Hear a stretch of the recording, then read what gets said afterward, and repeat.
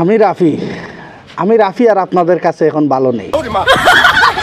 আমি যখন কুত্তা লইয়া ভিডিও করছিলাম, মানুষের বাথরুমের সিফাত গিয়া ভিডিও করছিলাম, আপনারা বাঙালিতে আমারে ভাইরাল বানাইলা। হ্যাঁ, তখন আমি রাফি খুব মাতামাতি সব কিছুতে আসলাম, ঠিক আছে। এখন আমি রাফি যখন গায়ক হইলাম, লেখক হইলাম, তখন রাফি বালা নাই। কেউ করে ওপেনে আর কেউ করে গোপনে। আমি রাফি যখন ওপেনেই মানুষের ফটোগ্রাফ লওয়া শুরু করলাম, তখন আমি রাফির লুচ্ছা। আমি রাফি বালা নাই।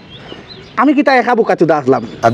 বাঙালি সব যারা আমার ভাইরাল বানাইছিল তারাও তো বোকাচুদা। এই বোকাচুদাদের মেলাত পড়িয়া আমি রাফি এখন ভাইরাল। আমার ঢাকা শহরে গাড়ি আছে, আমার বাড়ি আছে, আমি এখন অনেক বড় সিনাল বেটি হয়ে গেছি। আমি এখন কবি, আমি এখন লেখক, আমি এখন গায়ক। আমি রাফিরে ধরার আর কেউ আছে? কেউ নাই। এই রাফির আগেও কেউ থাকবে না, পিছেও কেউ থাকবে না। আমি রাফি আমার অতীত ভুলে গেছি। যখন কুত্তা লইয়া ভিডিও করছি, তখন কিন্তু এইগুলো আমার কাছে ডাজেন্ট ম্যাটার।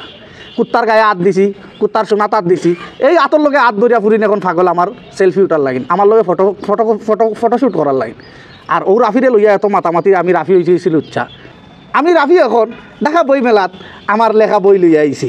আপনারা আইবা, দেখবা এবং বইটা লইয়া যাইবা। আমার লেখা বইটার নাম হয়েছে কিভাবে বাঙালিকে বোকাচিদা বানানো যায়। এইভাবেই আমি সমগ্র বাঙালি জাতিকে বোকাচিদা বানিয়ে লুচ্চামি করে আমি সফল। আমি রাফি এখন সফল হয়ে আমি আমার অতীত ভুলে গেছি। আমি এখন কত বড় সেলিব্রিটি। যাই হোক, আমার বইটা নিবা, বই মেলাত আইবা, আর আমার সাথে আপনারাও বোকাচুদা হইবা। কেন আমি একা বোকাচুদা থাকবো? সারা বাঙালি জাতিকেই বোকাচুদা বানাবো। ইতি বোকাচুদা সমিতির সহকারী সংগঠনের সভাপতি আমি রাফি বোকাচুদা।